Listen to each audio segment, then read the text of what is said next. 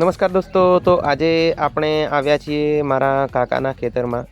આ મારા કાકાનું ખેતર છે અને એની અંદર વાવેલી છે મગફળી અને સાથે સાથે મગ પણ વાવ્યા છે.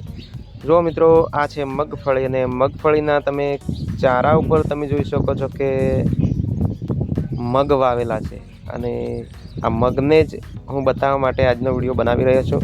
મિત્રો, તમે જોઈ શકો છો કે મગફળીના ક્યારાની બંને બાજુએ જે પાળી હોય છે તેની ઉપર આપણે મગ વાવેલા છે અને કેટલી સરસ મજાની ફળીઓ આવે છે મગની, એને બતાવવા માટે આ વિડીયો બનાવ્યો છે. જુઓ મિત્રો, આ મગની ફળીઓ છે, એટલી મસ્ત છે અને એટલો મસ્ત કોર આવ્યો છે મગનો.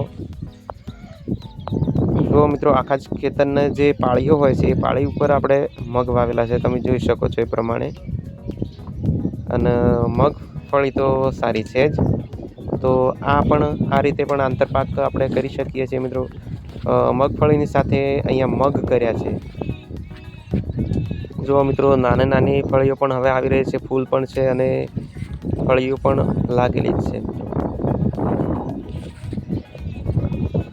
તમને આખા જ ખેતરનો વિડીયો બતાવું છું મિત્રો. જોઈ શકો છો તમે કેટલી ફળીઓ આવી છે.